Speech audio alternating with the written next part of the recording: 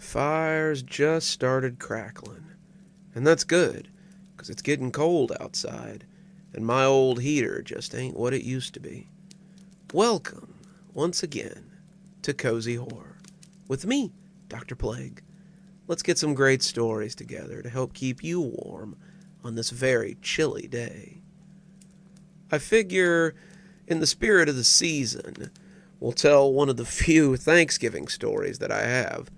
Though be warned, it might put you off your turkey and cranberry sauce this year. Have you ever wondered how exactly the turkeys get there? I know I have sometimes. I've been to turkey farms, but our good friends at Bright Farms have a much better solution. So, be a little wary about that Bright Farms label. You never know what comes field to table. Dave knew something was off from the moment the knife sliced into the turkey, but he put it out of his mind as he served the meat to his guests. It was nerves, he told himself. This was their first year hosting the family Thanksgiving, his family and his in-laws both being in attendance, and as Dave tasted the expertly cooked bird, he set his fears to rest. It was delicious, one of the best turkeys he'd ever eaten, and he pushed the mashed potatoes onto the golden flesh as he shoveled it into his mouth. The table had been lengthened for their guests, and the whole clan sat around as they talked, laughed, and ate. Dave looked around at the gathering and was glad they had agreed to host this year. Normally, Thanksgiving was a hectic time for his family. They would start their day at 7:30, getting the girls ready so they could leave by 9 and arrive at his parents' house by 10. They would visit for a little while, having an early lunch at 11, leaving by 1 to arrive at her parents' house by 2. After some socializing, they would eat turkey dinner at 4, and she and her mother, sometimes with her younger sister in tow, would go out to hit the Black Friday deals while Dave and his brother-in-law Terry watched the kiddos. By the time they got back, Dave was exhausted and still stuffed from dinner, and God help him if his office didn't give him the next day off, because he'd be good for little after all that. But that was before they'd bought the house. The house was so big and beautiful that it had just made sense to host both families and be done with it. Dave's mother was already planning to join the Black Friday festivities with Sylvia and her family, and Dave was looking forward to putting on his pajamas and relaxing after the meal was finally put away. The kids could play in the backyard or rest in the living room. The adults could get comfortable or head out to shop, and Dave could rest a little instead of going nonstop all day. Yup, Dave thought as he poured more gravy on his turkey, this year was gonna be different. It wasn't until he started putting away the leftovers that he remembered that funny feeling he'd got when he sliced the bird earlier. The green bean casserole, mashed potatoes, rolls, corn, and even the pumpkin pie that remained had been easily stored in Tupperware containers, so they could either go to various houses with his family members, or be returned to the fridge to make sandwiches and plates for the next few days. Dave was in his comfy pants, the sweats he liked to wear while he watched football or did house chores, and as his belly pushed at the waistband, he was once again happy that he didn't have to ride out the rest of the evening on his in-law's couch while his belly pushed at his jeans like a bloated whale. The electric knife buzzed as he cut the turkey, putting the pieces into an extra-large Tupperware. There was more than he'd expected, especially considering how much his guests had put away. Terry was currently snoring on the couch, his overshirt unbuttoned to reveal the rise and fall of his swollen stomach. Terry had eaten 4 helpings of the turkey all by himself, and between the lot of them, they should have eaten several turkeys. When the Tupperware was full, the lid barely closing on the almost 3-gallon container, Dave furrowed his brow at the still mostly whole turkey that sat on the counter. Halfway through filling another container, he heard Sylvia come back from her shopping adventure. "Well," she said, shopping bags fluttering as she came into the kitchen, "I had to knock some old lady over, and I'm pretty sure my face is hanging somewhere in a Walmart backroom of people to throw out, but I think I got everything on our kids' Christmas list." Her joking smile turned into something more akin to, "Really?" as she saw Dave putting away the turkey. "Had a little nap before you started on those leftovers, huh?" she asked playfully.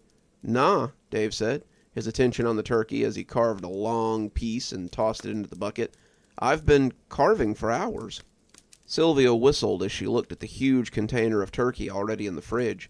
"My goodness, I guess my turkey wasn't up to par." Dave shook his head.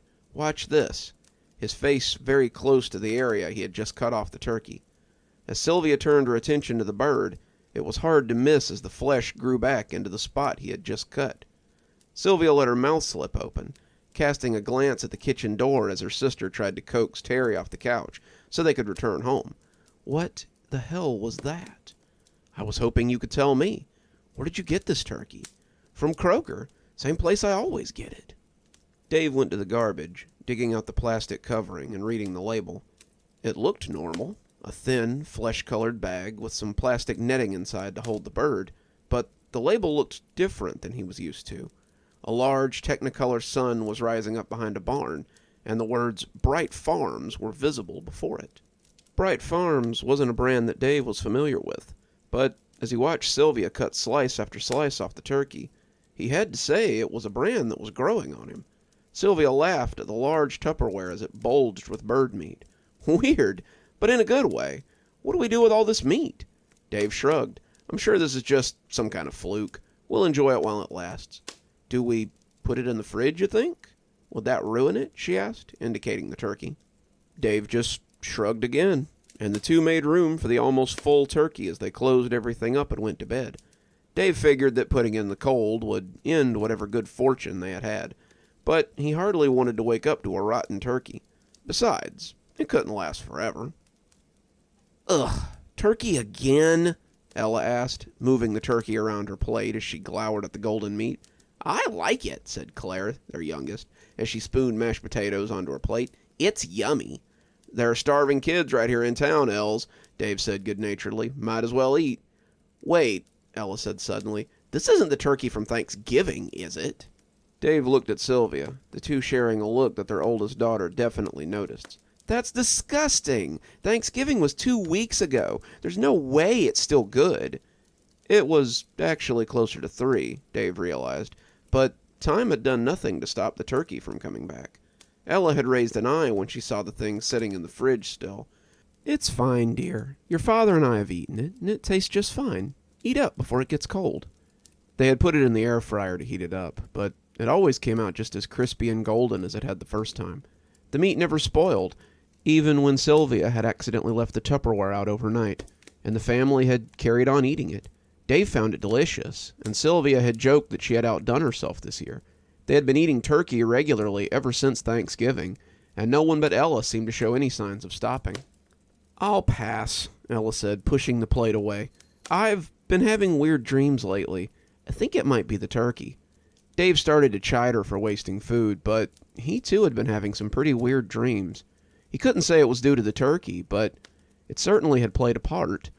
Dave had woken up a few times in the kitchen, the fridge door open and pieces of turkey still in his hand. The dreams themselves were usually flashbacks to the Thanksgiving, watching the guests eat and eat as the turkey centerpiece grew to fill the table. The guests grew too, Dave included, though that part seemed grounded in reality. He'd put on 10 pounds in the last few weeks. But he had shrugged it off as holiday weight. With Thanksgiving over and Christmas quickly approaching, there were no end of holiday parties or potlucks at work. Dave watched as Claire took her sister's turkey, as Ella left to go to her room. Don't worry, Dad, Claire assured him. I won't let it go to waste.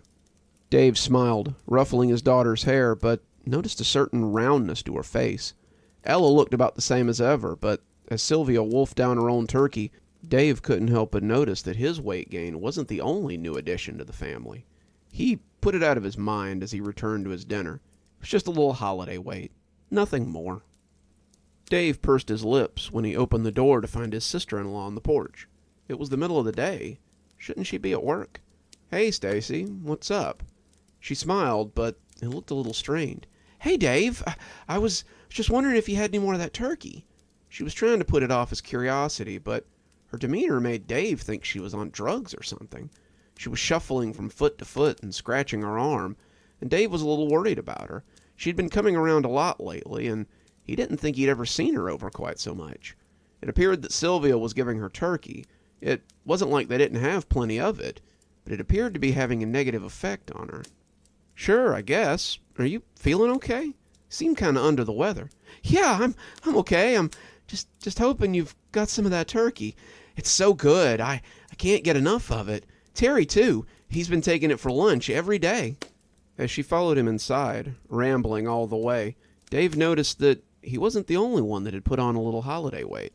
Stacy had never been very large. At 4'11", she might have weighed 100 pounds the whole time Dave had known her, but now it was clear that she'd been eating more than usual.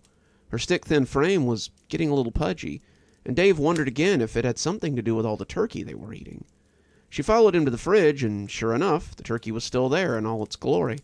The whole bird sat within as 2 tubs of meat sat on either side like silent sentries. He reached for the smaller tub, but changed his mind as he reached for the 2-gallon instead. He could always carve some more. If she had enough, maybe she wouldn't need to come back for a while. The thought was strange to Dave, but he suddenly found himself feeling very protective of the turkey. Stacy looked at the Tupperware of meat as if Dave had just handed her a stack of crisp $100 bills. Thank you so much," she breathed out, sounding relieved as she hugged the container to her chest. She left in a hurry after that, saying they would see them at Christmas for sure, and Dave was left wondering what the hell had just happened. As he watched her go, Dave suddenly wanted to call her back. He wanted to stop her, to tackle her, to take the turkey back, and as he closed the door, he ran heavily back to the fridge, his mind crying out for the delicious meat. He sank his hands into the turkey, pulling out chunks as he pushed it into his mouth. The turkey continued to refresh itself between each bite, the gouges growing before Dave's eyes, and when he sank to the floor at long last, he felt a sense of fulfillment that he'd never felt before. He was showering that night when he noticed the first of the bumps. He felt them through the washcloth as he soaped up, and his fingers shook a little as he dropped the wash rag. They were under his arms, a large patch that stretched down his side, and when Dave checked them in the bathroom mirror, he was shocked. He had thought maybe they were a rash, but the bumps looked less like pustules and more like lesions. The little bumps seemed to be spreading, and Dave didn't like the scaly patches of skin between them either. "What the hell?" he breathed, shivering as his fingers slid over the spots. It felt kind of nice, tickly even, but Dave made a mental note to call the doctor the next day. He'd been meaning to talk to Dr. Malcolm for a while anyway. The weight gain he was experiencing had gone beyond the normal holiday pudge, and the dreams were becoming worse and worse each night. The guests at the table now seemed to be changing before his eyes, eating the turkey as they grew round and squat, their limbs shrinking as their bodies twisted. Their skin would brown, crisping until it looked burnt, and as they all turned to look at him, Dave would come awake with a start. He was becoming worried that there might be something in the turkey that was affecting them negatively. He had noticed Claire and Sylvia seemed to be getting rounder as the days went by, and there was definitely more waddle to their gait than actual stride. He could see himself getting stouter as well, and with the exception of Ella, he felt like all of them might be experiencing a certain amount of binge eating. He could see his family fattening up, but for what? Dave thought for the first time then about getting rid of the turkey, but he wondered how his family would take such an action. Ella would be elated. She'd been cooking her own food to get away from the constant stream of turkey, but Sylvia and Claire would be outraged. They had turkey for breakfast, lunch, and dinner most days, and Dave realized that he was just as guilty. What had started as a cost-saving measure had become an obsession, and Dave wasn't sure he could bring himself to part with that cursed bird either. As he climbed into bed, something made all the more difficult as he had gotten fatter. He put his hand on something coarse that had made its way under his pillow. As he rolled under the covers, Sylvia already snoring beside him, he pulled it out and was surprised to find a handful of feathers under his pillow. He checked his pillow, thinking maybe there was a hole in it, but he couldn't find a source. He was tired by the time he got done and decided to get some sleep. He'd make an appointment tomorrow. Maybe Dr. Malcolm could shed some light on all this. Dave felt the phone shake in his hand as he made the call. The phone number to Bright Farms had been easy enough to find, but as it rang and rang, Dave became worried that no one would pick up. They had to have answers. They had to be responsible for this turkey, after all. Someone had to have some answers. Otherwise, Dave thought he might just go crazy. Dr. Malcolm certainly hadn't been able to give him any. Dr. Malcolm had only offered more questions. "I don't know what to tell you," Malcolm had said, running his hand over the bumps as he pressed against them. Dave had shuddered. The bumps had spread to his back, and he felt humiliated by the whole experience. He'd been sitting in his gown, 50 pounds heavier than the last time he'd been here a few months ago, feeling like a freak as the bumps covered his ample flesh.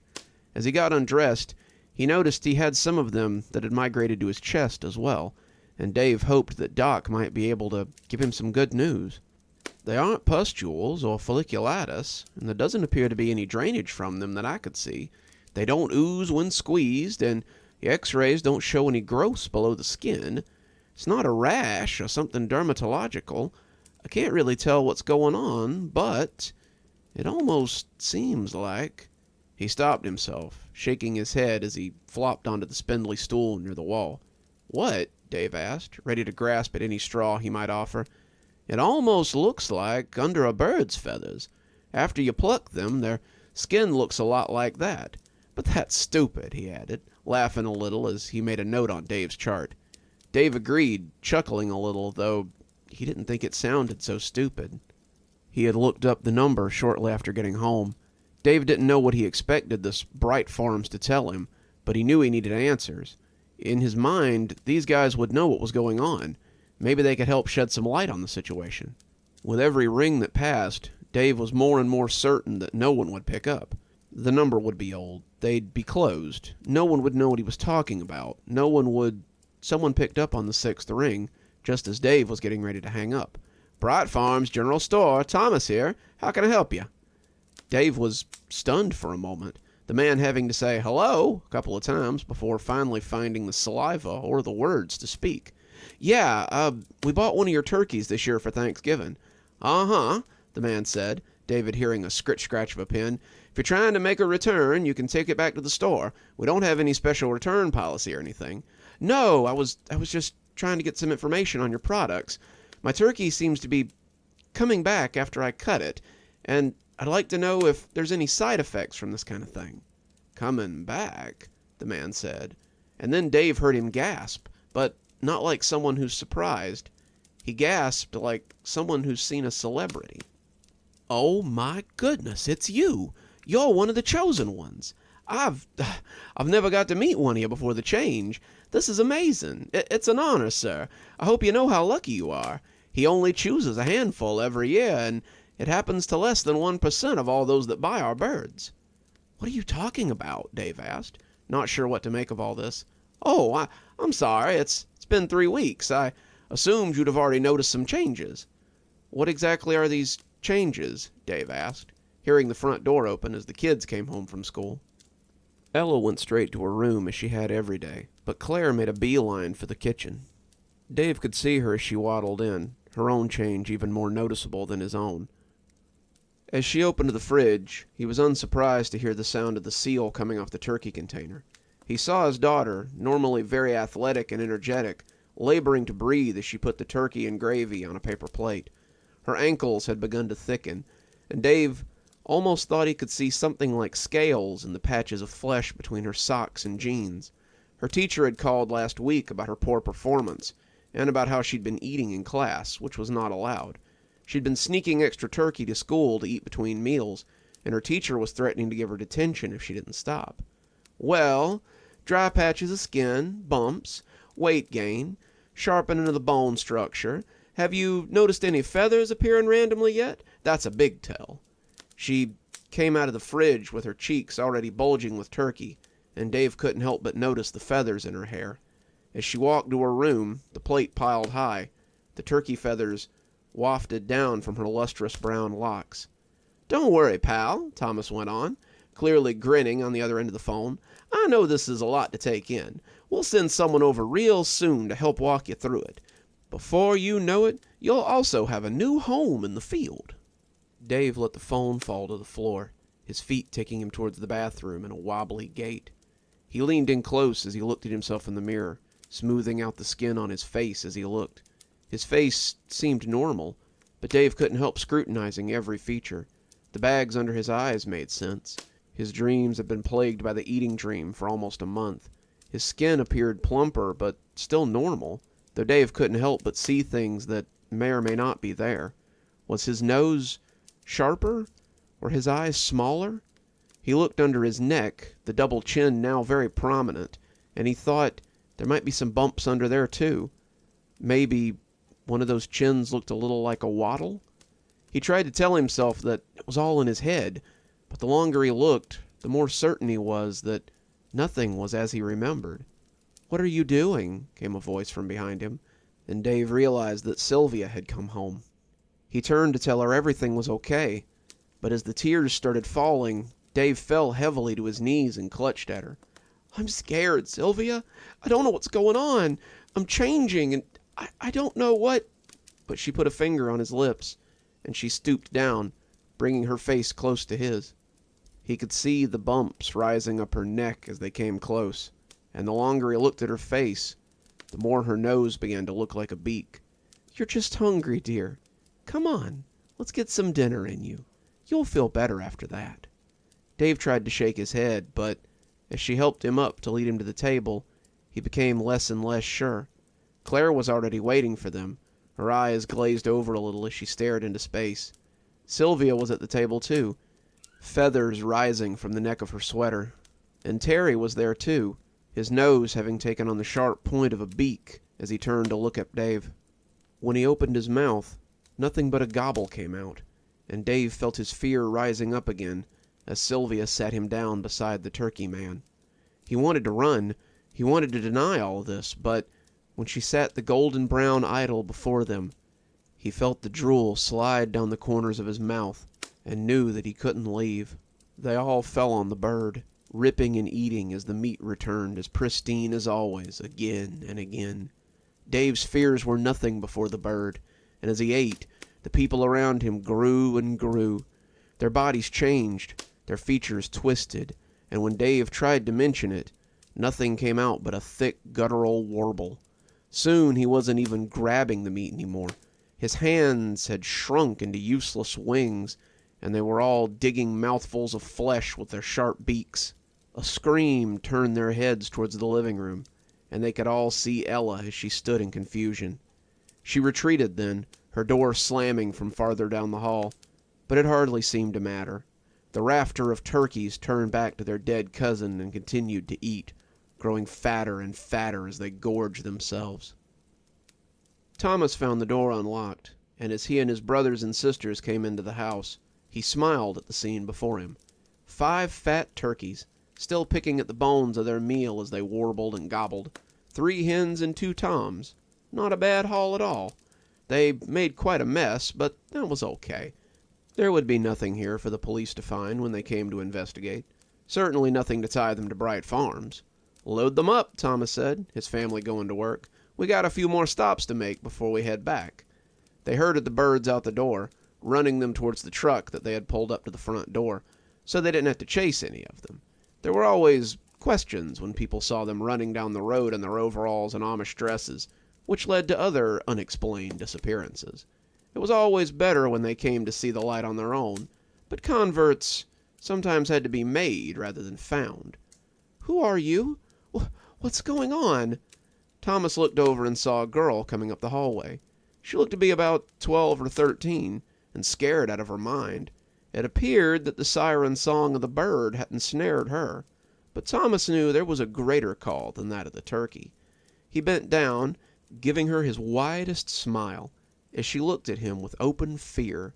"My dear, have you ever heard of the Bright? I find it helps put things in perspective during trying times like this." Dave had never been so happy in his whole life. Being a turkey was easy. Eat, sleep, make little turkeys, and wander the fields around his new home. There was no job to go to, no mortgage to pay, no parties to attend, no conversations to carry, no expectations to live up to. No, he thought as he dug his beak into the ground for more bugs, he was wrong about expectations. Even as a turkey, there was one expectation. He looked up as a group of birds was led to the waiting trailer, their heads held high as they waddled to their destiny. Dave could see a few of them that seemed to have a slight glow inside them, and he knew how lucky they were. There would be some new faces in a few weeks, and Dave knew that soon it would be his turn as well. Easter, or maybe next Thanksgiving, and then he too would fulfill his own expectation. Maybe his glow would grow before that day, and he would be responsible for ushering in some new faces as well. Someone called the turkeys to lunch, and the rafter came running. Dave looked up at the smiling girl holding the bucket and thought he recognized her for a moment. She looked familiar, her long dark hair in a braid, and a name tried to work its way to the surface before Dave pushed it down, even as he pushed his face into the trough.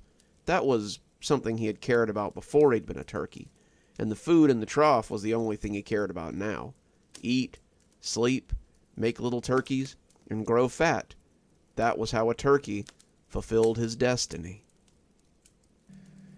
Still here? Well, that's good. I was afraid maybe I'd put you off your victuals with that last one. Though, if that's put you off, I'm sure the next one isn't going to do a lot of better. We're going from human turkeys straight into the next scariest thing, COVID. We all did some pretty interesting things during lockdown. Me personally, I'm hoping that you bettered yourself. Maybe you took an online course, or maybe you just binge-watched a show that made you feel good. Well, the subject of today's story made a little money off of his misfortune, but it might have been in pursuit of something he didn't quite understand. So it's always good to be careful when you're in the midst of a fever dream. I looked at the ad, unsure if my fever-addled brain was reading it right. Wanted, someone to infect me with the COVID-19 virus. Must be verified as sick, have paperwork verifying illness no older than 2 days from today's date, and be willing to allow me to spend time near them. Will pay $500 for 8 hours in your company. Contraction of virus notwithstanding. Please email me immediately, with an email address attached. I had only been infected by the virus for the last 3 days, but I had been affected by it for the last 2 months. I had been laid off from work after a drop in profits had caused the store to go into bankruptcy. My boss had been very apologetic, but he still hadn't been able to keep the doors open. We had all hit the unemployment line after that, but unemployment wasn't as good as overtime. I'll admit, I had been living a little outside my means, and the bills were starting to pile up. Getting sick had ended my job search, and $500 was going to go a long way to settling my debt and keeping the lights on. And all that for letting a stranger hang out in my house for 8 hours sounded like a dream come true. I contacted him, and he offered to come over that very night, cash in hand. We discussed hours. I'm a dedicated night owl, and he agreed to come over at about 6 p.m. His knock dragged me out of my stupor at around 5:45, and I staggered up to get the door. I didn't expect to be greeted by a well-dressed man in his mid-30s. I'd expected a weirdo, maybe some disease fetishist who got off on being sick, but this guy was surprisingly well put together. He wore black slacks, a button-down shirt, no mask, and his brown hair was close-cropped with a square pair of little gold glasses that made him look like a banker. He shook my hand, something no one had done in a while, and took an envelope of money out of his pocket. He showed me 5 crisp $100 bills, and then I led him into the living room. He sat in my armchair, leaning in close as I sagged back onto the couch and stared at me intently. "So, what do we do now?" I asked. He shrugged. "Just whatever you usually do. Watch TV, play video games, whatever. Hopefully my proximity will be all it takes to get the disease, and I'll achieve my goal." "I had wondered about that," I said, sneezing into a Kleenex and wincing as he leaned in closer. "This disease is supposed to be pretty bad. Why exactly do you want it?" "I'd tell you, but honestly it would sound crazy," he said with a chuckle. I shrugged. "It's not like we got anything else to do but watch Netflix for 8 hours. Tell me, it'll make the time pass." He glanced over at my bookshelf, eyes roaming as though he was looking for something particular, before settling on and taking a paperback from the middle. It was a newer book, Fields of the Foregone, and he nodded as he inspected the spine. He must have liked what he saw because he smiled and held the book out to me. "I see you're a fan of my work. I'll sign it for you if you want, but my books are part of the reason I'm here." I squinted at him. Are you Timothy Corvin? The guy who writes the Ghostgrass series?" He nodded. "Yep, 3-time New York Times bestseller." I gaped at him for a few seconds before asking my next question. "Why the hell are you at my apartment trying to get sick?" He smiled, but the smile was sad. "You could say that the writing is why I'm here." He sat down again and made himself comfortable before telling me the strangest story I'd ever heard. "I got sick about a month ago. It came on quickly, cough, fever, typical flu-like symptoms. But I assured my agent that it wouldn't be an issue. I'd finish my latest novel and have it on her desk by the end of the month. First couple of days weren't so bad. I was still lucid, and I managed to get some work done. I was trucking right along, making good progress, when the real sickness hit. Suddenly I was feverish, scatterbrained, and I could hardly focus long enough to get off the couch. I spent my days in a stupor, high on cold medicine and barely coherent. My nights consisted of rolling around in a fever-fueled daze that made me question whether I was dreaming or awake. I had these dreams, you see.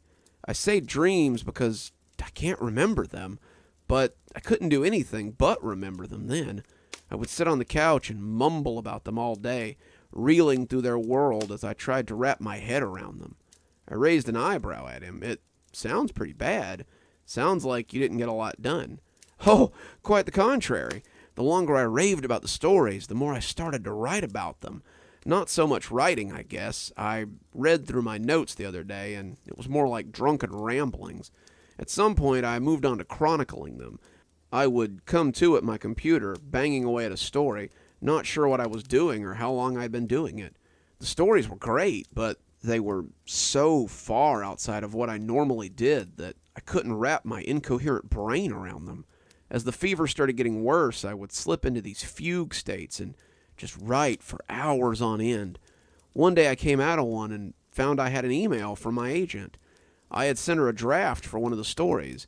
I was so worried. These stories were really weird, completely batty, and I was afraid that she would drop me as a client if she read what my fever-swallowed brain had cooked up. He took a sip from his coffee then, wetting his pipes, and my own fever-addled brain became a little impatient. So, what did she think? Oh, she loved it.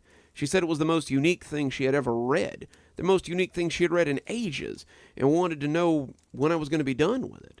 Reading through what I had sent her and the stuff I was working on before I got better, I can see what she was talking about.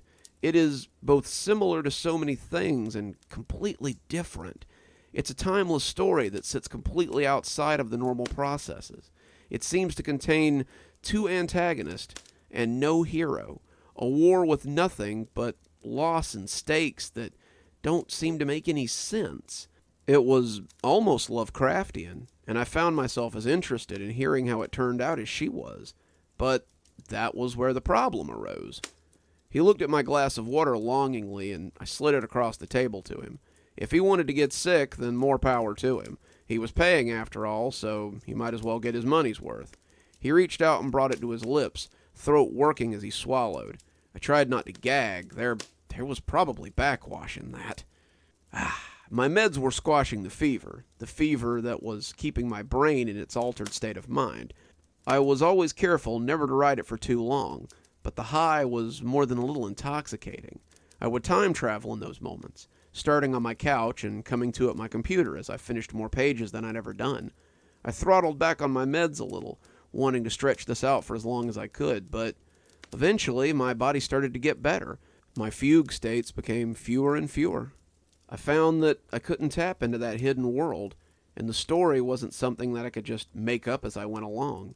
It was unknown, unheard of, and my mind couldn't begin to tap into that place by itself.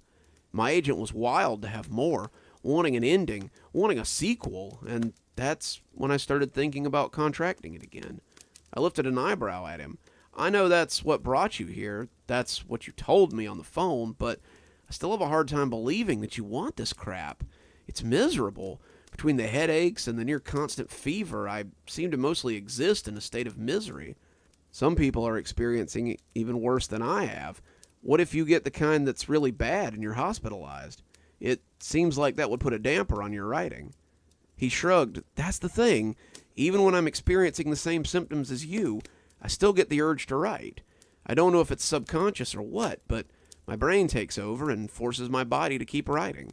Maybe it's not even my conscious mind. Maybe it's this place, and I've been tapped when I'm in these fugue states. I've had this thing 3 times now, you know.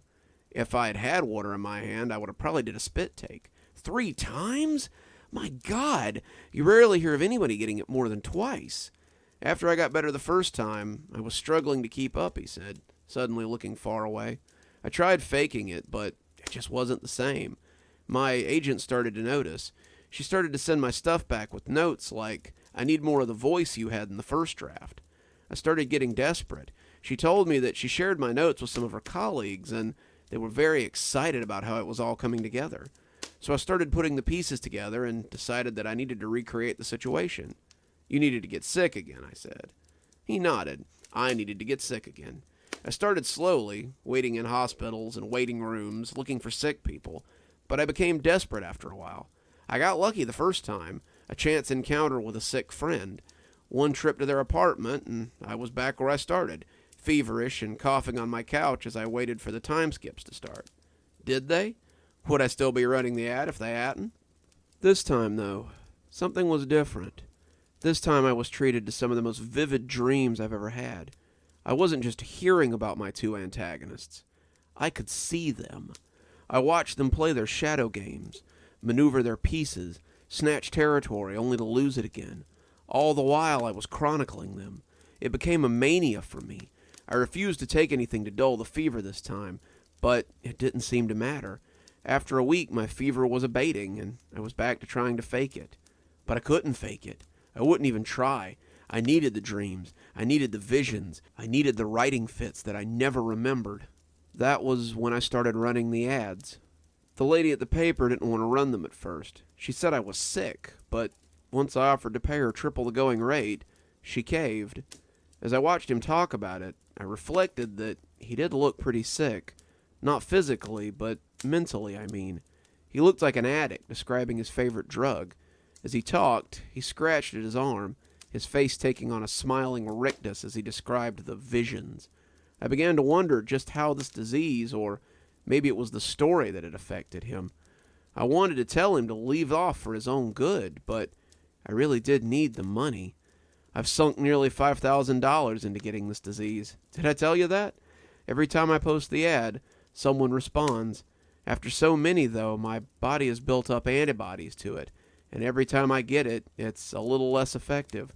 The last time I contracted it, I barely had it for a week. I was so anxious to get any work out of it that I don't think I got more than 30 pages the whole week. 30 pages? I gasped. I was no writer, but that seemed like a prolific amount of work for a sick person. I know. What a disgrace. The first time I was nearly averaging 30 pages a day, but after the first time I never managed it again. You were getting that much a day? His eyes glazed a little. He didn't seem pleased with what he saw, and he looked at my popcorn ceiling. I see them constantly. I simply can't make sense of it on my own. I can't convey something like storms battling for supremacy, tectonic plates crashing against each other as they try to change the land. Their fugues allow me to tap into something primal that could understand these ideas. My puny lizard brain just can't make anything out of it. You know, reading these things I've written, understanding only enough of what I've written, scares me a little. "How much of your book have you written?" I asked, not sure I wanted an answer. He scratched again, still uncomfortable, but wanting to discuss his drug of choice nonetheless. I've written 5 books. I've cataloged the lives of these two from the moment of their birth to the very last encounter they had directly. I gaped at him. He was talking about 5 books in what must have been a matter of months. I couldn't even consider something like that, and I began to wonder how large they were. The pages, the volume he was talking about per day surely meant that these were no small books. He didn't seem to understand where these stories were coming from either, which made them all the more mysterious and unknown. Can you tell me about them?" He gave me a dead-eyed look, and I almost regretted asking. It's not something people really want to know in the end. This little experiment started as a way to write the next great fantasy series, but my agent stopped returning my emails about 3 weeks ago. The last 2 endeavors have been solely so I could learn how it ends, how we end. We? Humanity. We are the ultimate prize that these 2 creatures fight over. More specifically, they fight over the right to subjugate and entertain themselves with us. We see their battles as normal. We see their battles as nothing but the changing of the seasons, but they see them as nothing short of war. I can tell you, but You won't want to know once I'm done." I didn't really want to know anymore, but I felt like I had to know. In the end, my curiosity was stronger than my fear. He spent the next 10 hours telling me about the battle between the Green Man and the Pale Lady. He told me of their beginnings in Strange, their emergence, and their eventual exile, and how they came to be on this plane of existence in the first place. He told me about the Brandylow, the servants of the Pale Lady, and the numerous agents of the Green Man. He told me how this green warrior was worshipped as a pagan deity, how he took his sacrifices, and how he sought out those who ran. It's funny how 10 hours can seem like a half hour when someone is telling you about the eldritch deities that you never knew you wanted to know about. When the alarm on my phone went off, reminding me to take my meds, I realized that it was 6 a.m. and the sun was coming up. Timothy got up, checking his own phone, and seemed to realize that he'd been talking all night. "Seems I've gone over my time a little. Here, as promised," he said, taking out the money and handing it to me as he left. "Wait," I said, dropping the envelope and coming shakily from the couch. "How does it end?" He looked back and shrugged. "Hopefully I'll find out. If I do, I'll let you know." Then he left, and I wouldn't hear from him for another 3 months. Well, I'd never hear from him again, but he would make good on his promise. I felt better by the end of the week, my fever breaking and my headache getting better and better. I finally acquired a negative test and started looking for work again. I got lucky. The bar up the road was hiring, and they needed someone to start right away. They had only recently been allowed to reopen, and the bartender was working double duty as the barback to help out. Before I knew it, I was bussing tables and hauling kegs like an old pro. I enjoyed the work, though it wasn't something I'd ever done before, and it felt nice to get back to work after a long absence. Then, one afternoon, I was helping my boss open, flipping on the TV and preparing to tune in to one of the sports channels like I often did. That's when I saw the little squib on the news that made me stop. The city is mourning the death of local writer Timothy Corvin, who died of COVID-related symptoms in St. Graham's this morning. Mr. Corvin, the writer of the Ghostgrass series, is survived by his father and his older sister. Service will be held Tuesday for his friends and family at... I couldn't believe it. The guy had been in my house not even a month ago. Had I killed him? Had he contracted his fatal disease from me? I had to sit down. I didn't know what to make of it. My boss must have noticed that something was off because he tried to send me home, wondering if I still had some latent symptoms of being sick. I told him I was fine, though, and I went back to work. As I worked, I wondered if he'd discovered the end he was looking for. I got my answer in the mail a couple of months later. A package was waiting on the stoop. I hadn't ordered anything, and the return address was from Samantha Drummond. The delivery address was mine, though, so I brought it inside and opened it. Inside was a manuscript, bound in twine with no title across the surface. On the top of the journal was a typed note from Mrs. Drummond informing me of her package's purpose. "Hello. My brother requested that I send this to you after he passed. He was very adamant that it be placed in your care. All the best, Mrs. Drummond." I lifted out the journal, opening the front page and bearing a message written in a shaky hand. "I found the end. Let's hope it helps you after I'm gone. I've been sitting here looking at the book for close to an hour, not sure whether I should read it or just burn it. If the beings Timothy had talked about had been using his infected body as a mouthpiece, I'm not sure I want to open my mind to them. This book contains their history, contains their past, present, and future, and this knowledge was gained at the cost of a life. Will they come to infect me if I subject myself to this arcane wisdom? That knowledge scares me more than a little as I put the journal back in the box and carry it to my room. I decided to put it in the closet for now. Some things are better left unknown, I think. Nothing like a little cozy exchange of extremely viral substances to get you in the mood for more stories.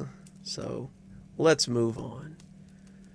School may be well behind some of you, but you likely remember having to get a little bit of extra credit. Maybe you retook a test, maybe you redid some homework, maybe you painted your teacher's house. I actually did that one year. It bumped me up from a C to an A, so that was good. though I'm not entirely sure it was legal. So, let's hear about what this student does to get himself a little extra credit. I don't usually do this kind of thing, but I'd fallen behind in my studies. I've always been an honor roll student. I had some B's here and there, but mostly fantastic grades. I wasn't big into extracurricular activities, but I was a library assistant, and I did a little volunteer work for the required hours I needed to graduate. That all changed when I turned 17. My parents had gotten me a car for my birthday. Nothing fancy, but 4 wheels and an engine is always nice. But it came with a caveat. If I wanted to drive it, I needed to pay the insurance on it. This led me to pick up a job, which led to a lot of closing shifts at my local fast food chain and not a lot of time for studying or doing homework. So when Mr. Castleberry told me I was going to fail 12th grade English if I didn't bring my grades up, I asked him if there wasn't something we could do to work this out. I admit extra credit, maybe a makeup assignment or retake a test, but it seemed he had other ideas. He looked around as if what we were going to talk about was likely to get him in trouble, and then he scribbled something on a piece of paper and handed it to me. When I asked him what it was, he told me to open it when I got to my car, not to tell anybody. He refused to say anything else about it after that, and as I sat in the front seat of my car reading the message, I was a little weirded out. I mean, you saw these sorts of situations in adult films or in the back of Hustler magazines, but you really never thought it would happen in real life. Meet me at my house at 7:30, before sunset. Be prepared to stay till dawn. I started to go back in and tell him there was no way in hell, but I needed this particular class to graduate. Who knows, maybe he just liked to hang out with his students in the middle of the night. I didn't believe that for a second, but I decided that it was worth looking into. If I wasn't comfortable with it, I could always take the bad grade and figure something else out. It worked out pretty good because I was off that night, and Mr. Castleberry lived about 15 minutes from my house. I pulled up outside his house at about 7:15 and saw him peeking out the curtains as I came up to knock. He threw the door open, looking around as if to see if I'd been followed, and then practically pulled me inside by the front of my shirt as he closed and locked the door. He threw about 4 different locks, as well as a chain, and then told me to follow him to the bedroom. I raised an eyebrow. This was a little fast, but I did as he asked and figured we would talk over the particulars once we got there. When I stepped into the bedroom, I noticed that Mr. Castleberry had an odd setup. His bed sat in the middle of a circle that I had a sneaking suspicion might be silver. The walls were covered in holy symbols, and Mr. Castleberry was finishing a circle of salt around the bed as I took it all in. He pursed his lips, clearly not sure how to begin, and sat down on the bed as he tried to figure out how to explain. We don't have a lot of time, so I'll try to be quick. I have a demon inside me. A demon that only comes out after sunset. Bull, I laughed, thinking he was joking, but his face was stone cold serious. Hand of God. That's what the circle and the salt is for. I have people I know who come and sit with me and make sure the demon doesn't escape somehow. But sometimes I have to ask my students to stand in. I just need you to sit here and watch me until dawn. After that, you'll have your A. I sighed, thinking this over. It appeared he didn't want anything sexual, but he was certainly after something weird. Mr. Castleberry had always seemed like such a normal guy. Who would have thought he was clearly some kind of weirdo who thought he was possessed by a demon or something? Whatever, I thought. An A was an A, and I needed to pass the class. Okay, so what do I do if this thing gets out? Mr. Castleberry was getting comfy in bed. There's a box beside your chair. Use what's in there. The gun is a last resort. The bullets in it are very expensive, so I hope you're a good shot. Don't call the police and don't invite anyone over. You got that? I nodded, reaching down beside the chair and finding the box as he got comfortable. Good. Sun's going down, so it won't be long. Oh, the demon will try to tempt you. Just make sure you don't listen to anything he has to say. There's earplugs in the box, but I don't recommend you use anything electronic to block him out." "Why not?" I asked, taking a battered old Bible and cross out of the box. The gun inside was a heavy old revolver, and it looked like it would blow a hole through a barn if I used it. There were earplugs, a spray bottle labeled HW that I assumed would hurt the demon too. When Mr. Castleberry didn't answer, I asked him again as I looked up. He was lying on the bed, arms crossed over his chest as he mouthed the words to a prayer I didn't know.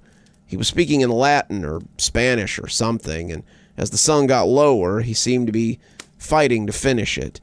His tongue was getting heavy, his words growly, and he was twitching like an epileptic.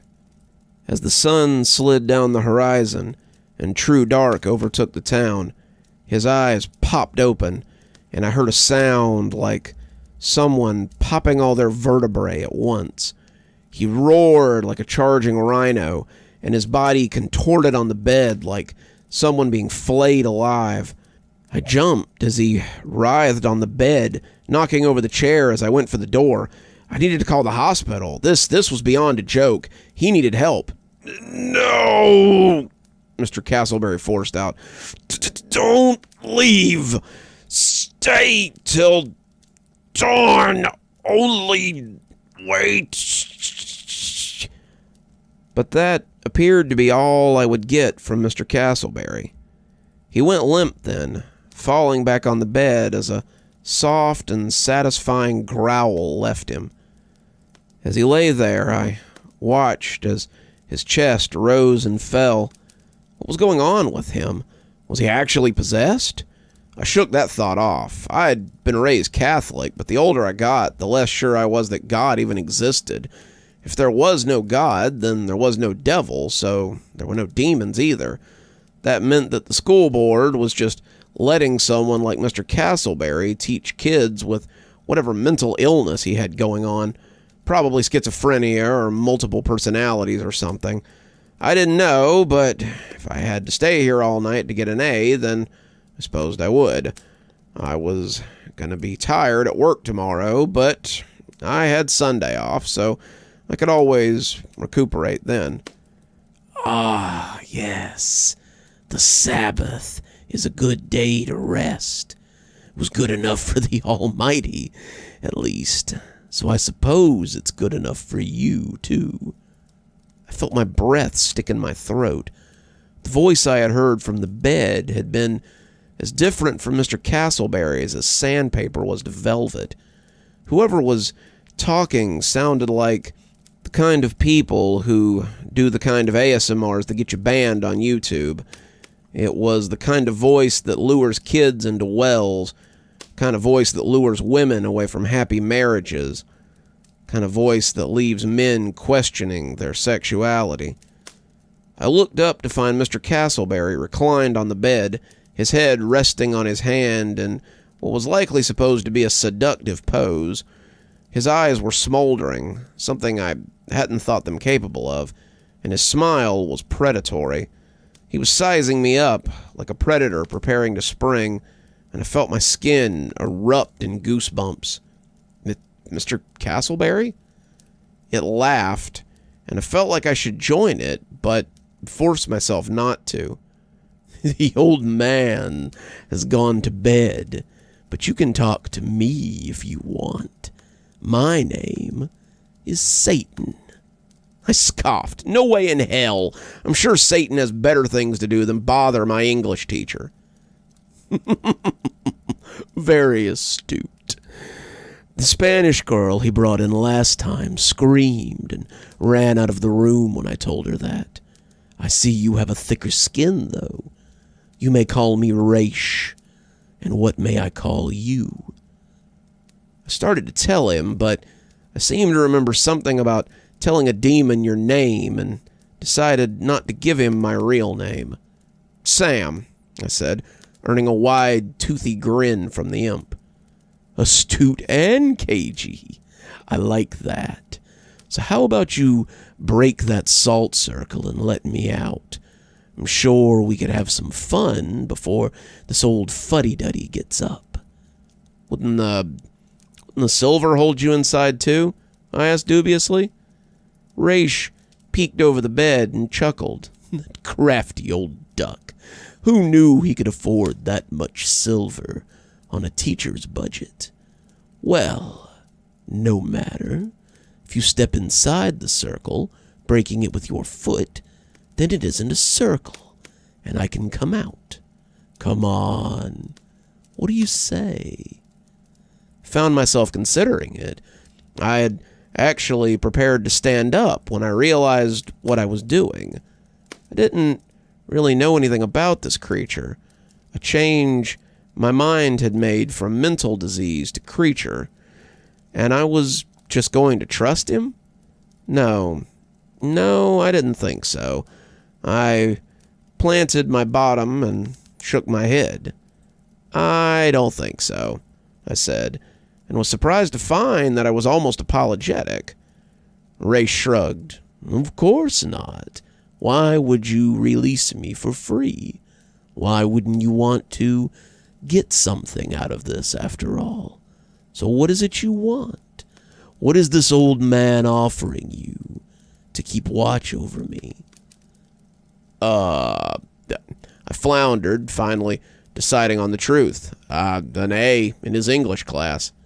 It sounded lame, and when Raish laughed, I knew he had thought so too. A meaningless mark of completion. I could make you rich beyond your wildest dreams. Get you any one person, any 12 people you desire, or set you up in such a way that not graduating from school would be the least of your worries. I could do so much for you, and I don't even need to take your soul. I just need you to free me. It's been so long since I was free to roam the night, and I'm so very hungry. He had been weaving a spell around me, drawing me into his promises, but at last brought me back to my senses. What would this thing do if it got loose? Who would it hurt if it was just allowed to roam the night? I shook my head, trying to get the invasive words out of my skull, and when I turned back, Mr. Castleberry, or Raish, or whoever he was, looked disappointed. A pity. I really could have done more for you than this old stick. I ignored him after that, though he did not return the favor. I'd brought some books so I could work on my homework, but he was talking too much for me to concentrate. I spent a few hours trying to complete my geometry homework while he offered to help, offered to give me the answers, offered to do things I'd rather not think about, and 100 other such offers. He also threatened me, offered 1,000 different punishments for not letting him out, only to walk them back a moment later and apologize. I checked my watch as I finally closed the book and discovered it was only 10:30. I'd been at this for 3 hours and didn't seem to be going by quickly. Only 8 more hours till sunrise, he said, guessing the source of my sighs. Plenty of time for you to change your mind. I reached into my pocket and pulled out the earplugs, pushing them in and taking my American history homework out. 2 hours of mostly silence later, I put it away and looked up to find Raish looking at me a little too intently. I yawned, getting sleepy as I pulled out my phone and scrolled through TikTok. I couldn't hear it, and as I reached for my headphones, I remembered what Mr. Castleberry had said. He had warned me about using electronic headphones, but I figured one probably would be fine. Besides, they had noise reduction on them. That had to count for something. Raish tried to call out to me when I swapped the earplug for a headphone, but I ignored him as I popped it in. I was listening to a 2-minute story about something or another, but as I scrolled to the next one, I was surprised to find it was a live stream from a familiar room. I could see myself sitting there, face glued to the phone, but as I watched, Raish looked straight at the camera and smiled. I was infuriated. Mr. Castleberry was just live streaming himself as he scared some dumb kid of the week. In fact, the title of the stream was High School Kid Tormented by Demon, though demon was in air quotes. He had tricked me. Why would he do that? Why indeed? Raish asked, staring at me through the camera as if he could see me through the phone. What do you owe him? He made a fool of you online. What if your friends saw this? What would they think? You'd be a social outcast. Why not give them something to watch? I bet you'd love nothing more than to wrap your hands around this fool's throat and choke the life out of him. Do it. No one would know. Just walk over here and... I was getting up, but as I took a step towards the bed, alarm bells rang in my head. Raish was messing with me. Looking back down at my phone, I could see it was just a generic TikTok shop stream. And when I looked back up, Raish was so close that his nose was pressed against the barrier. Come on, just one more step, and you can do whatever you want to him. Kill him, kiss him, do his laundry. I don't care. Just let me out, he bellowed, and I stumbled back into my chair as he laughed. After that, I just watched TikTok with the subtitles on. I didn't trust my ears anymore. I made it till 2, but after that, my yawns started to sneak up on me. I wished I'd brought an energy drink or something. I wasn't used to staying up this late, not regularly, and my eyes were getting heavy. I swapped over to an adventure game on my phone, but it kept slipping longer and longer the later I got. I could see Raish watching me, cat-like, as if just waiting for me to nod off. He was tricky, and I wondered if Mr. Castleberry had any coffee in his kitchen. I just had to make it a little longer, just a few more hours, and I was home free. I made it till 3:10 before I lost the fight. One moment I was running my 8-bit knight through my 100th dungeon, and the next I heard someone giggling from the bed. I looked up to find not the leering Raish, but Stephanie Morgan from my math class. She was joined by Tina Feller, Debbie Ross, and half of the cheerleading squad, whose names I was a little foggy on. They were in their underwear and seemed to be beckoning me to come join them. There were comments about long division and making a human pyramid, and as I got slowly to my feet, something seemed off. Where was Raish? He'd been there a minute ago. He might not have been present, but something in their voices as they called me to the bed reminded me of him.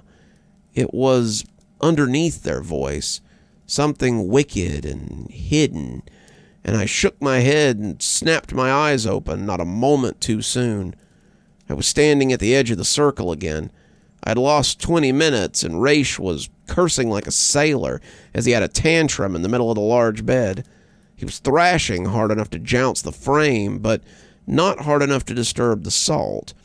He looked at me with real scorn on his face, clearly contemplating all the terrible things he wanted to do to me. You were so close! The booby trap always gets them! I was wide awake now, but I knew it wouldn't last long unless I found something to focus on. 3 hours. I had 3 hours. Despite the knowledge, I smiled at the old imp. Can't trick me, Raish. No deceitful person will dwell in my house. No liar will stand in my presence. To my surprise, Raish sat back like I'd slapped him. I blinked.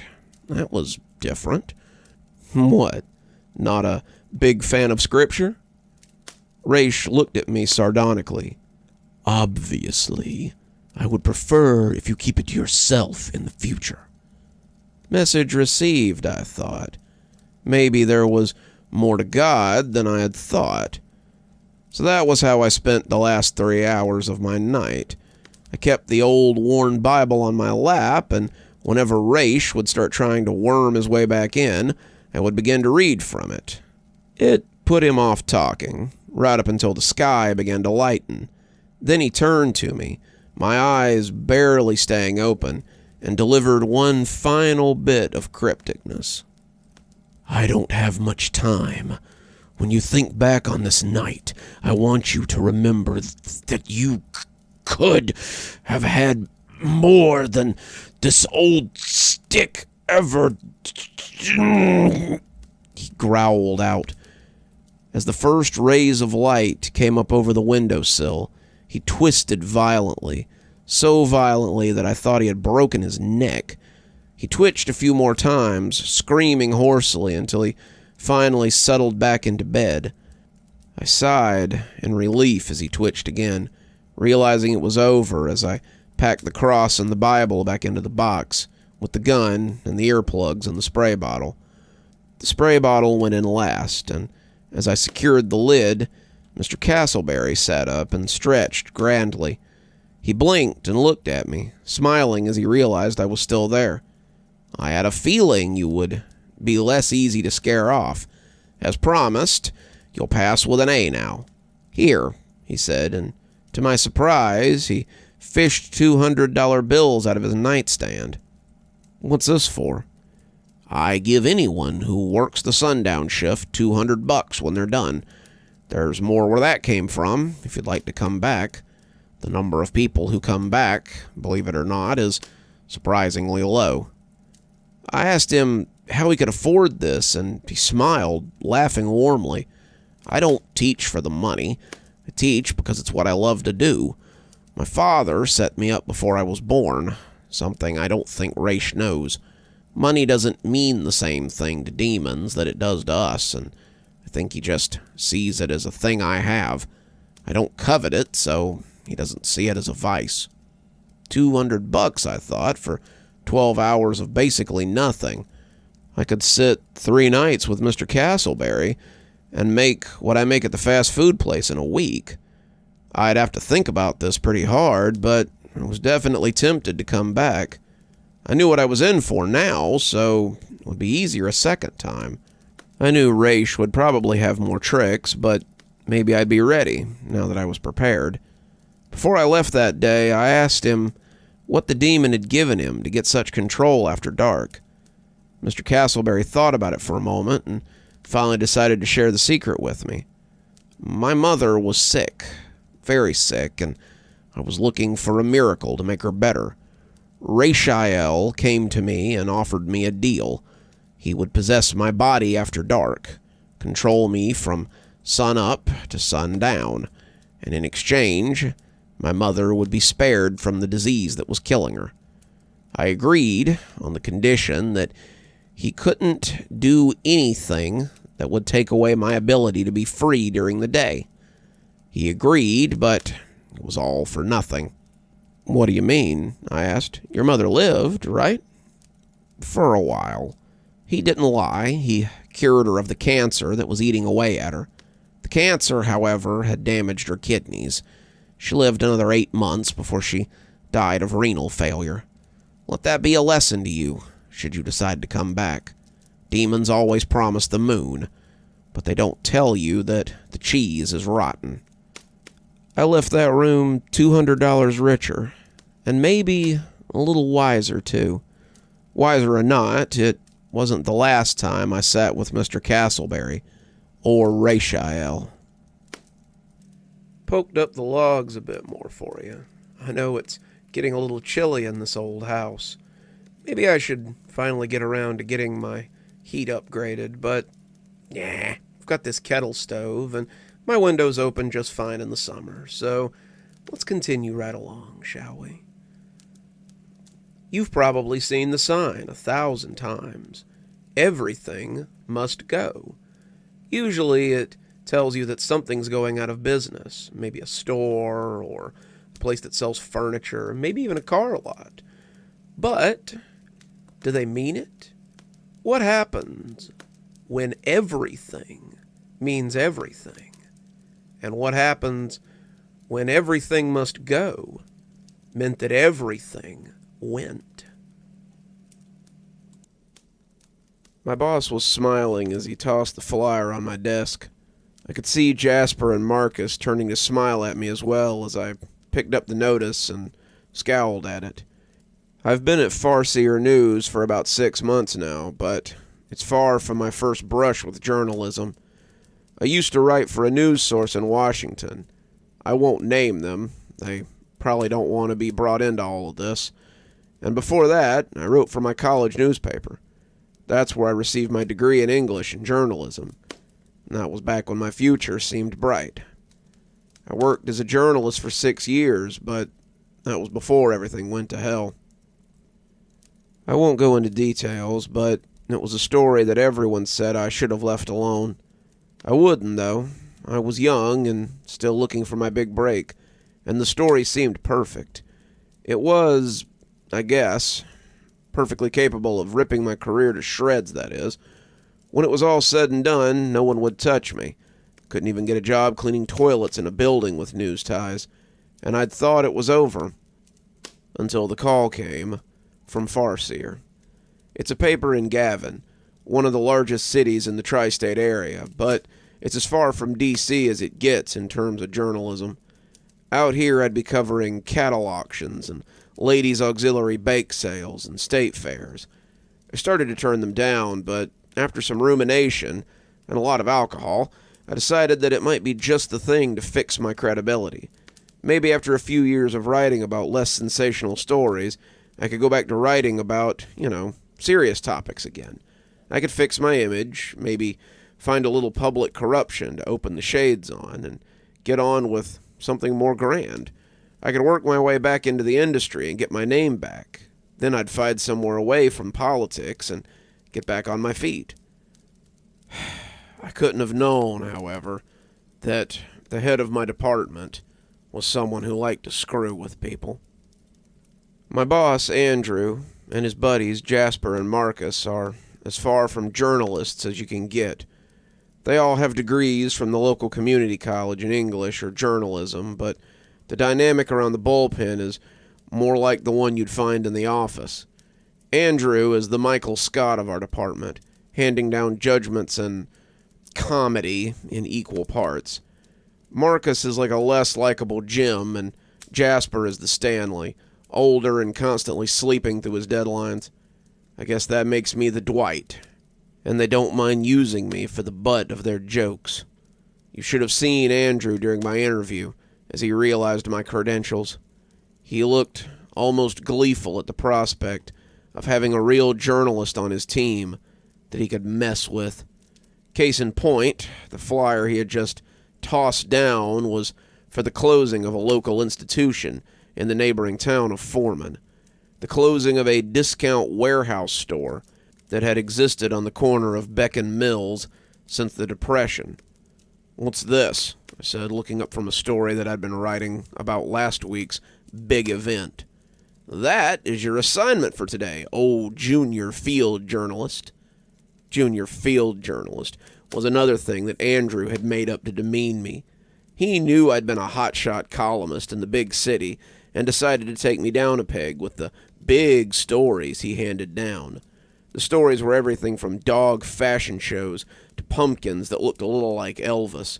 He found the obscure stories seemingly from nowhere, and he handed them to me with the air of someone bestowing great honor on a lesser.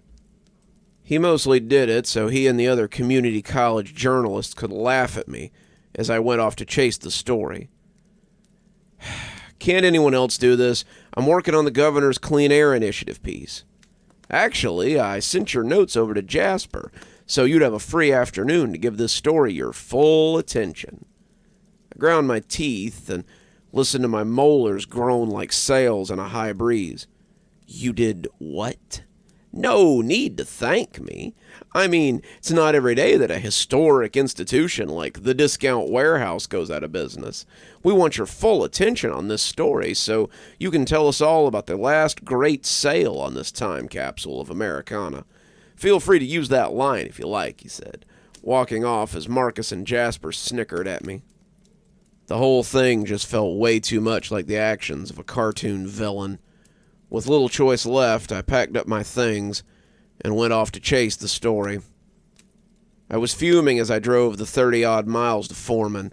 I was tired of being treated this way by people who had learned everything about news reporting from their high school AV club. The stories that the Farseer took on were often fluff pieces, and sometimes even borderline tabloid news. For every serious story we took on, there were a dozen others about beauty pageant winners and food-eating contests, and pieces just labeled local color. I was sick of being stuck with these nothing filler bits. What's worse is that they weren't even anything you could hang a new career on. No respectable paper would want to see your name attached to a drunken fiddle contest, and no one would be impressed by my dissertation on the Little Miss Southwest Regional pageant. I'd been hoping to craft this into a new start, but it looked like I'd be stuck at the Farseer for the foreseeable future. The money was nice, though, so I guess that was a plus. The interstate was fairly uneventful, and I arrived in Foreman without too much fanfare. When they tell you that Gavin is the largest city in the tri-state area, they mean it. Gavin, as it happens, has a population of about 25,000 on a good census year. The whole area is very rural, which means there's a lot of very nice cow fields and pigs to look at as you drive. Gavin has 5 restaurants, a city hall, a public pool, a drive-in, several strip malls that are slowly expiring, and a Walmart that's usually being sold by one of the $5 generals in the area. There's 20 traffic lights in the whole town, and the rest of the roads are watched over by stop signs and good manners. If Gavin is a big town, then Foreman is a pothole. You can tell when you're pulling into Foreman because of the seemingly endless array of trailer parks on the outskirts. They have cute little names like Shady Pines and Whispering Oaks or Sunnydale, but what they amount to is a sea of plastic and chrome that stretches for well over 10 miles. I'm pretty certain that the trailer parks are bigger than the whole town, but that's just a guess. As sad as all that humanity on display is, the town is downright tragic. There was once a thriving burg here, I've been told, but it relied mostly on the pulpwood industry and the small coal mining operation that took place in the area. Now the coal's played out, the pulpwood's going out, and Foreman is a town that seems unaware that it's dying. If you drive up the main street, you can see more buildings for rent than that are open. It has a city municipal building that doubles as a city hall, a working railroad that will likely outlive the town, and several strip malls with the usual collection of pizza joints and cell phone stores. A few pawn shops and hardware stores seem to be struggling along, but the only thing in Foreman doing any business is the Moosehead pub and the small local police force waiting for drunks outside said pub.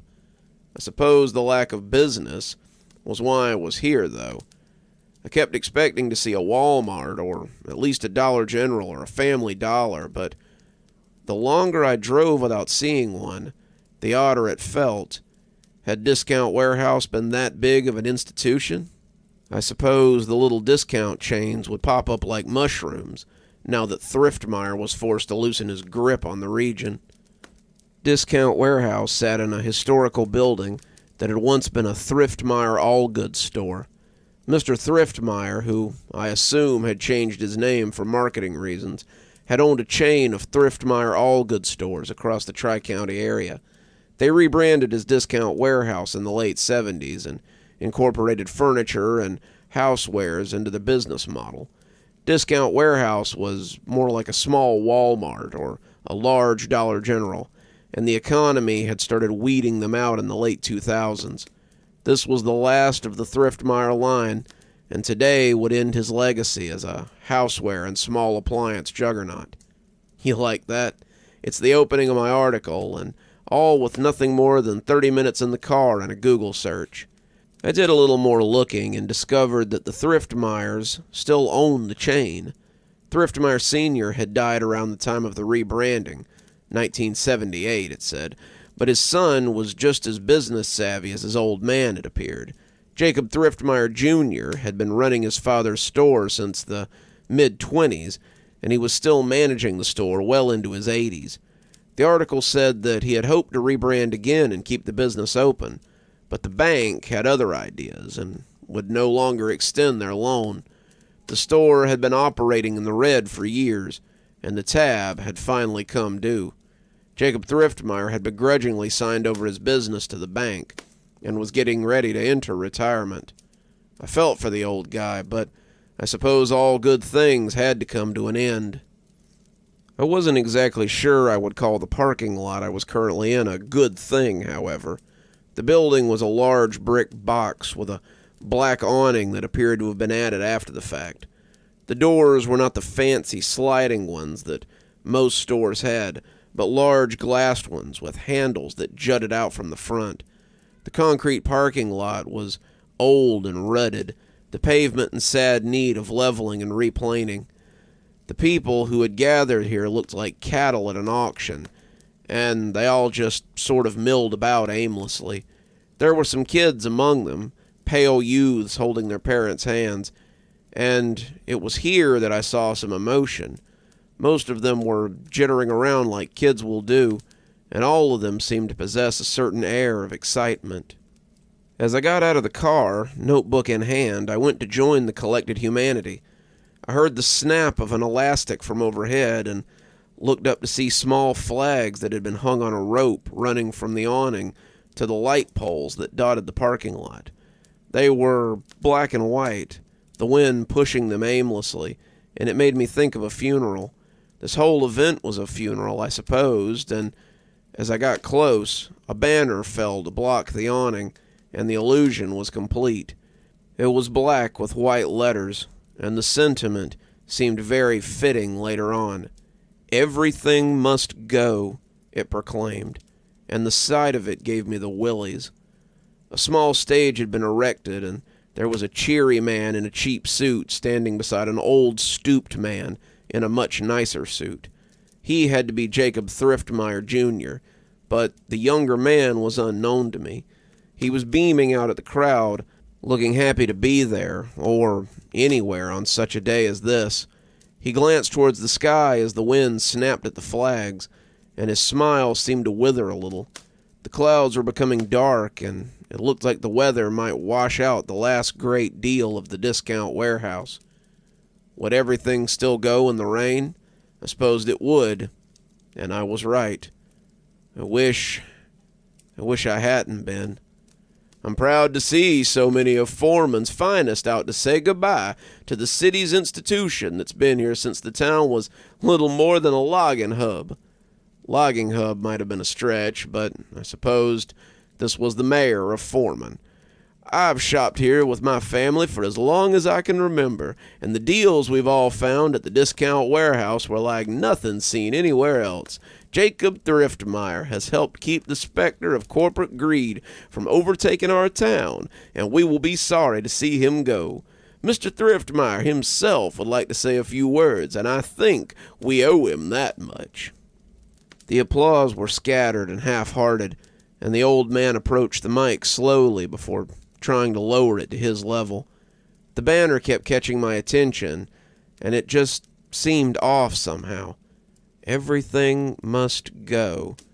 I'd never thought about that statement before, but it was a little foreboding if you looked at it in a certain light. The kind of light that hovered around here, for example. Everything must go. If everything went, then what would be left? Would Foreman remain? Would Gavin be safe? How much would be left behind once everything had gone? The reedy voice of Jacob Thriftmeyer, Jr. brought me back to the stage. "Thank you, Mr. Mayor. My father opened up Thriftmore All Goods a year before the Great Depression sunk its claws into this country. I have strived to keep his legacy afloat, but it seems I have failed. I have failed this town. I failed all of you. And now we must pay the price." I furrowed my brow as I took a shorthand missive of the speech. This was a weird one, even for the ramblings of a geriatric store owner. The people seemed as confused as he was, but the children seemed to know already. While the parents stood in polite boredom, the children were looking around with what I thought was excitement, but I quickly realized was fear. Their neck hair was up for some reason, and they all seemed on the edge of fleeing. It was like house pets just before a tornado hits. They sense the change in pressure, the change in the air, but they can do nothing but wait for it to hit and hope it doesn't simply squash them flat. That should have been a warning, but I ignored it yet again. I was here to get a story, and I meant to be done with it before the whole day was wasted. This store held the town together, in hard times and good times. Many of you have bought your furniture here for your first place, the crib for your first baby, the groceries for your last meal. But today, it all comes to an end. Today is the final moments of forming. So, drink them in while you can. The mayor was looking at him oddly, some of those who had come to watch looking as if his words had broken through their daze. The children, however, stood straight as fence posts, just waiting for whatever was to come. They seemed to sense the portents, and I remember thinking that some of them might make it out, though I didn't know why the thought had occurred. Make it out of what? What would they need to escape? I'm sorry to be the bearer of bad news, but this store has not existed on its own for all these years. When my father opened his doors in 1932, he was full of hope for the future. He just knew that this would bring his family stability, bring them wealth, and so it did. Even through the Great Depression, Dad made money hand over fist, and he was very generous with the community. Foreman thrived because of my father's money, but somewhere along the way, you all forgot that. The mayor's pasted-on smile was beginning to slip, but when he reached for the mic, Jacob Thriftmeyer gave him a stony look, and he backed away. Thriftmeyer was going to say his piece, and there was nothing anyone could do about it. It's true, and you all know it's true. I kept the riffraff out. I kept the Dollar Generals and the Family Dollars, and even the likes of Sam Walton's monstrosity out of this town. And how did you all repay me? You turned your noses up at the local businesses, at the businesses that had made this town great, and you drove to Gavin or Bryson or he spat onto the hot top, McAllister, to shop at Walmart and Target and Costco as the town died around you. You put pennies over people, and now you reap what you have sown. He looked out across the crowd, looking furious with them as they looked down sheepishly. I was astonished. Did he blame them for the fall of his empire? Don't bother looking contrite. I know what all of you think. I know you think that those vultures will be here to nibble my corpse once my store is closed. But you are wrong. You don't live as long as I have without picking up some tricks. And today, I give you all my last deal. He wetted his lips, preparing to speak the words that must be spoken. He turned to the doors, and when he thrust his hands toward them, they opened to reveal the horror they had been holding at bay. Everything must go! As he said it, the doors came open and a thick black smoke came pouring out. It was almost like floating tar, the cloud impenetrable as it hovered out. The effect was galvanizing. The sleepy crowd began to murmur and then to back away. They were unsure what to make of this, but as they got closer, they began to scream and run from the encroaching smoke bank. Some of them, however, stood mesmerized by it.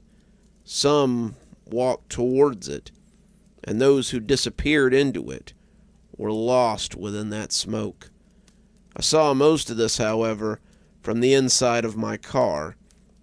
The final declaration, the negation of the town itself, had moved me as it had moved the doors, and I was bringing my car to life before I realized I had moved at all.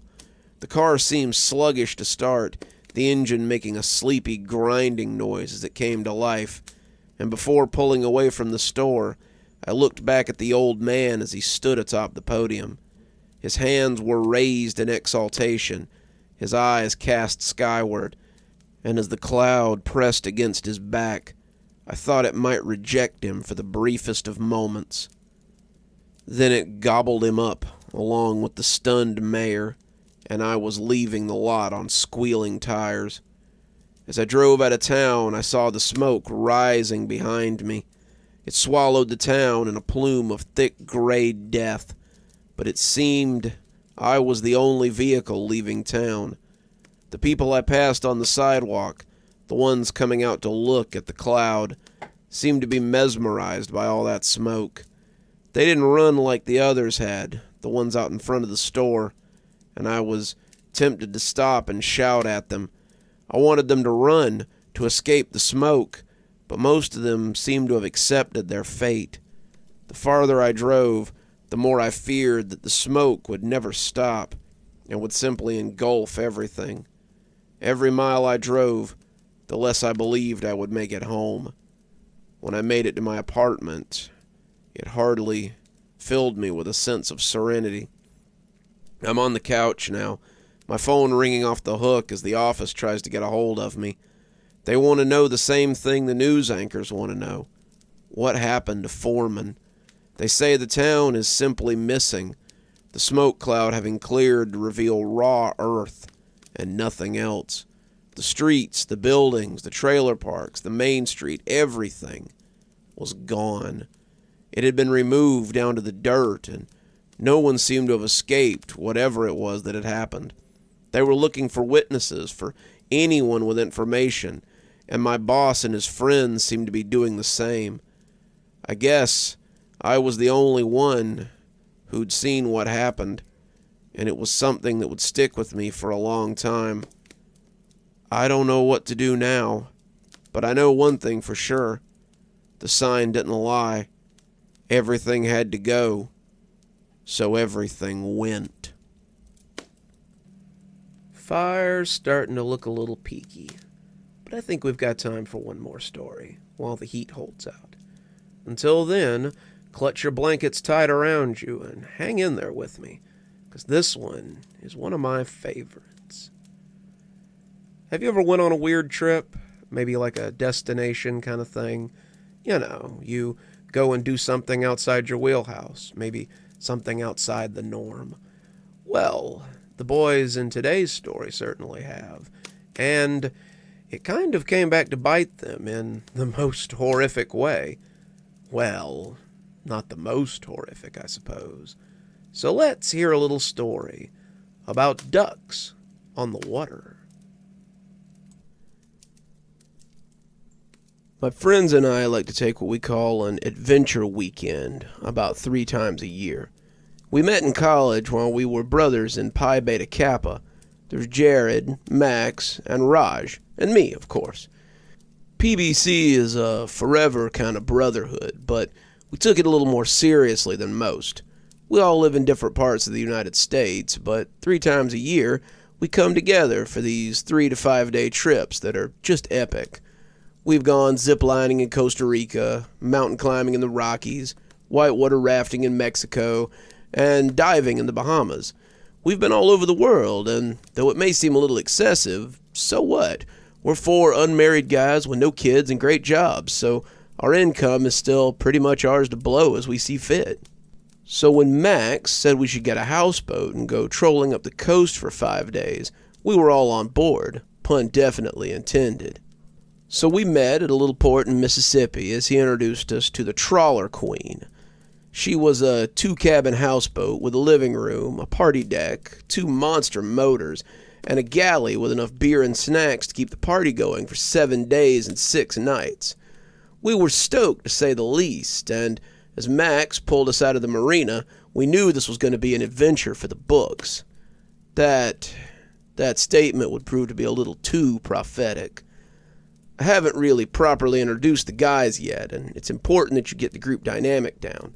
Me and Jared were the jocks of the group, a pair of gym rats who were constantly on the grind for the perfect physique.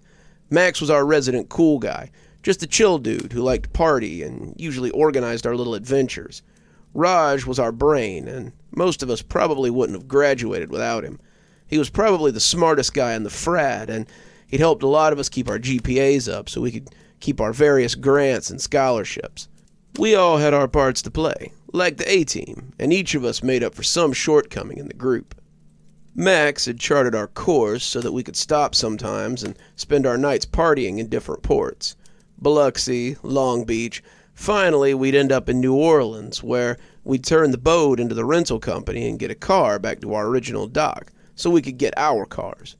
It was a good plan, but Raj pointed out that his route took us through several large shipping lanes that would likely bring us close to larger shipping vessels, which, were the ones that used them. They'd probably capsize us if we got too close. Might be better to stick to the less busy waterways if we expect to get the deposit back on our rented houseboat. Max brushed it off. If we take these routes, we're better suited to stop in the party ports. Come on, Raj, live a little. Raj furrowed his brow, but he didn't argue. Roger McCormick, an underprofessor at the college that we graduated half a decade ago, might not be a risk-taker, but Raj had learned long ago to roll with the punches when it came with us. It usually came out okay, and Raj enjoyed the adventure as much as the rest of us. We had been out about 3 days, preparing to stop in Gulfport and take on provisions before heading to New Orleans, when we saw something strange in the water. Well, not that strange, I guess. After all, it's not really uncommon to see a rubber duck in the water. It's kind of where they hang. Most of the time it's bathtubs or sinks, though, and not off the coast of Louisiana. I was manning the wheel, playing captain while Max went and took a break, and when I first saw it, I wasn't sure what I was looking at. I wouldn't have seen it at all if it wasn't fluorescent orange and riding a huge wave. It was just one at first, a single little guy bobbing on the waves and smiling happily, but as I watched, I saw more of them come up on a swell. They were ducks. Some of them with sunglasses, ducks with scarves, holiday ducks, ducks in all colors, and as they floated past, I laughed, thinking it was the funniest thing I'd ever seen. Hey, guys, I called down to the others who were playing cards in the galley. Come check this out. Max popped up first, as if he expected trouble. When he saw our little escort of colorful plastic borders, however, he laughed too. It was hard not to. The sight of all those ducks bobbing on the surface was just so weird. It was almost a little too weird. What were these ducks doing out here anyway? The longer I watched them bobbing around, the more it made me kind of nervous as well. Where'd they all come from? Why were they suddenly all around us? It was easy to laugh at them if you didn't ask questions, but hard not to feel creeped out when you stopped to think about why they were here. Why are there so many ducks out here? Asked Jared, watching them flow around the ship as they roiled in the dark water. Well, it could be that they're testing ocean currents and swell patterns. Max had taken the wheel again, a large wave splashing against the bow and sending a few of the ducks onto the deck. He gave Raj a weird look, though. What? Ocean current patterns. Sometimes oceanography institutes will release a bunch of rubber ducks and watch wave patterns and changes in tidal flow. They've got little trackers in them so they can plot their course, which helps them decipher currents and stuff. Jared picked up one of the ducks and squeezed it, eliciting a friendly squeak from the smiling toy. Seems like it'd be bad for the environment. Wouldn't it lead to all kinds of environmental problems? Raj furrowed his brow as Jared squeaked it again before tossing it into the water. He started picking them up and throwing them into the black soup, a few of them skipping across the surface before disappearing into the night. I realized we'd been a little farther from the coast than Max had meant for us to be, though I could still see it. The lights were far away and ethereal. That is weird. The ones they usually use are made out of cork or something biodegradable. Even if they're rubber, they usually don't squeak. We watched them come rolling in as the waves got progressively higher. Something was stirring up the water not too far from us, and Max seemed to be steering us towards it. When I mentioned this, he said he just wanted to see what it was. His curiosity piqued. Might be a ship in distress or something. Maybe we could help him. He had some idea of being a big hero or something, but I wasn't sure that we could do anything if it was a big transport ship. They'd have a lot more people than our little boat could hold. A boat that sometimes felt a little full with 4 people on board. We cruised between a pair of buoys, heading into open water as we looked for the source of the turbulent water and the ducks. The rope color made it pretty clear that the area was dotted with reefs and sandbars, and the little islands that dotted the area made it even clearer that caution was required out here. It'd be real easy to come up on a sandbar and scrape our hull, or blow our bottom out on a reef, and then we'd be floating on driftwood all the way to the rental agency to explain how we'd taken our boat somewhere unadvisable. We came up with a little inlet, the GPS telling us we were entering a major transport lane, and that was when we found the source of the ducks. Their transport ship had been massive, likely hauling all sorts of things. Most of it was sinking to the bottom of the ocean. The ship was in the process of joining its cargo, and as it capsized, it was sending up massive waves and tidal surges. The ducks were coming out of a container that had broken open, and as it slipped beneath the water, it spewed out the floating little knickknacks as they scattered on the surface, pushed by the waves. That should have been the scariest part, the sinking ship, but it couldn't hold a candle to the massive tentacles that were wrapping around the hull and dragging it under. They were hard to make out in the dark of the night, but their undersides were cream-colored and covered in suction cups. They were massive, rising into the air as they came slithering from the depths of the ocean. Even from our position, over 100 feet away, I didn't think any of us felt safe. We were on this creature's turf, bobbing on the surface of its hunting ground, and if it wanted us, there was nothing we could do about it. "We need to go," Raj whispered, as if he was afraid the thing could hear him. "We need to go while it's still mangling that ship." Max agreed, and as we pulled away as quietly as we could, the rest of us kept a close eye on those rising tentacles as they descended into the ocean with the remains of the cargo ship.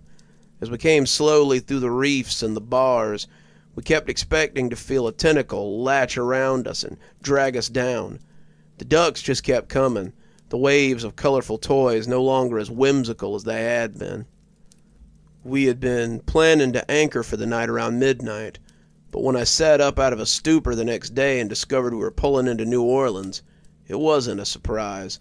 None of us had said as much, but I think we were all feeling a little less than safe out here after what we'd seen the night before. The rental company told us they couldn't give us a refund for the days we hadn't used, but we told them that was fine. I didn't feel safe until my feet were on solid ground again, and I've never been happier to live in a landlocked state. We had fun with the rest of our trip, exploring the Big Easy and taking in the sights and smells of the city, and after a few nights of leisure, we started to wonder if it had all really happened. Maybe we'd just gotten spooked by all those rubber ducks after having a little too much to drink.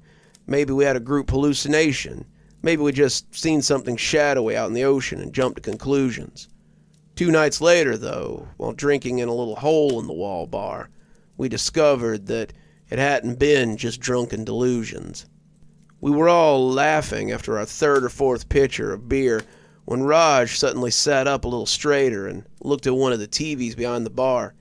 He went over to it, asking the barman to turn it up, and as we followed behind him, we caught the tail end of a news report about a ship that had recently gone missing on its way to New Orleans. The story had a picture of a large cargo ship. A ship that we had all watched get drug into the water a few nights ago. And the news lady was talking about how it was a huge mystery for local sailors. The ship, nearly 100% automated except for a crew of 10, was lost at sea somewhere off the coast of Louisiana. While several cargo containers have been found off the coast as well, the ship itself has seemingly vanished. Residents in the area have been inundated with rubber ducks for the last few nights, and there's concern that the ship may have sunk and been pulled out by an errant current. They showed the footage of a massive amount of rubber ducks washing up on the beach near Long Beach. Watching those ducks go in and out with the waves made me anxious in a way I couldn't explain, but didn't need to. It was pretty clear that everyone here was feeling the same, and when the newscaster moved on to another story, we ordered another pitcher and returned to our table. The festivities were definitely a little muted after that, and it was decided that boating was right out for our future trips. I think maybe we'll go to Vegas next year. Vegas sounds nice, especially after what we saw. I think that'll just about do it for me. This warm fire and the soft blanket and these great stories, of course, have left me tuckered out. I think I'm going to go get a nap before it's time to head back to the real horror story, my day-to-day work experience. But I'm glad that you came and experienced these great tales with me, and I do hope we'll see you again tomorrow for more cozy horror. Till then, this is Dr. Plague signing off, wishing you a wonderful day and a spooky evening.